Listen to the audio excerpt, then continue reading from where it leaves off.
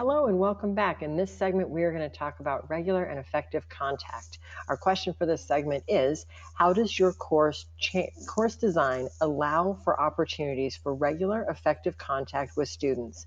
Please include when and how this happens, as well as the communication tools you're using. Angie, we'll start with you. This is something that's really important to me. My classes are all asynchronous, so it's actually really challenging. And a lot of the courses which I took from face-to-face courses and then they became asynchronous online courses, I mean, I was missing that contact as much as the students were because there is something that can be lost when you're not having conversations, when it's just back and forth at different times. So I really had to work to putting that exchange back into the course. So I do the usual. I post announcements at the beginning of each week, giving an overview of what we're doing. I require discussion posts every week from my students, and I'm a part of those as well as much as they are. And I've said this before in some of the videos that it's important to me that that happens a couple times a week. So initial posts by a certain day, follow-up posts by a certain day. So it's a little bit more lively with the discussion. Uh, with those discussions, I also make it a personal goal to respond to each of the students' initial posts within 24 hours because I think there's nothing worse than feeling like you're just out there in space and nobody else is interacting with you and nobody's replying to you. I like them to know that I'm there and they'll hear something from me every day when they post. The other thing that I think is hugely important in that regular and effective contact is the feedback, which I've talked about in other videos as well, that they're getting feedback from you pretty quickly and that I do as much as I can to personalize for that for them. And I use a lot of videos to do that, where I'm actually looking at their work and kind of talking them through it the same way that I would do in a class setting. Awesome. Emery, what about you? Yeah, email announcements, discussion forums, those are all critically important and you need to do those. And I think that Angie's very right about responding in time. And just one thing to note here is that different groups of students could have different expectations in terms of your response time. Our graduate students on the whole were pretty good with having responses come later because they were all working professionals and they often didn't want a response right away.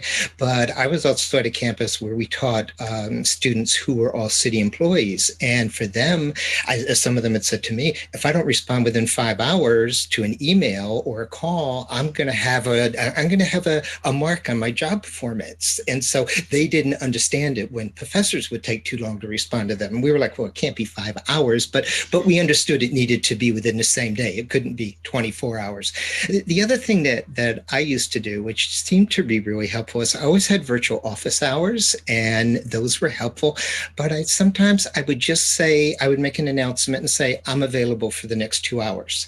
And those wouldn't be the official virtual office hours, but somehow students interpreted virtual office hours to be like sort of walking into your office and not wanting to take up my time for just a simple question, where if I just said, I'm available, and I could have been in my office doing something else and just be able to check online if somebody contacted me and just be able to respond to a simple question. I think that was very helpful because it made me more accessible. It made them more willing to raise a question that they didn't think was that important, but actually might have been important to them.